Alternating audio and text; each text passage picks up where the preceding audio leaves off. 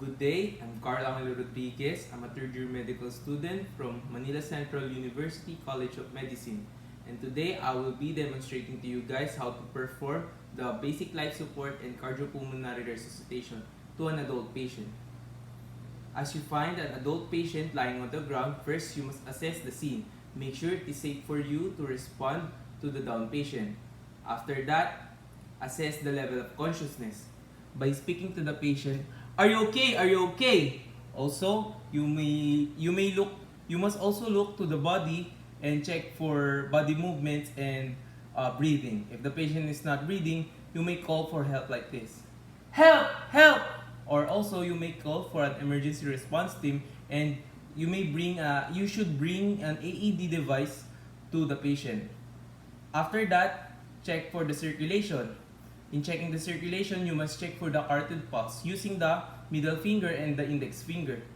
Put the middle finger and index finger on the side of the trachea and observe for 5 to 10 seconds, like this. If the patient has no pulse, you must immediately give CPR, at least 5 cycles, approximately 2 minutes. But first, you must start with chest compression. In chest compression, you must properly position your hands and also your body. First, by putting the heel of your palm on the midline, lower one-third of the sternum between the nipples, and using your other hand on the top of the other hand and interlace.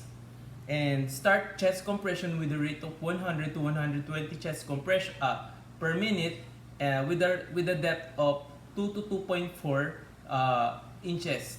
Then also, you must also observe the shoulders are aligned with the chest, and the shoulders and the elbows are locked.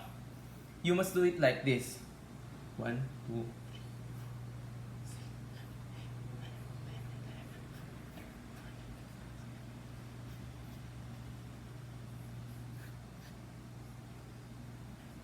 After that, you may now give the two rescue breaths for each cycle. After a 30 chest compression, you should position the patient with a head tilt chin lift maneuver by doing like this. First, put your palm on the forehead of the patient and put a pressure to move it backward. Then put your other fingers of the other hand on the chin and pull it so that the patient have a patent airway. And now you may give the rescue breath. As you give rescue breath, you should observe for the chest rises as you give rescue breath, like this. After that, you may proceed to another cycle of chest compression and rescue breath, like this.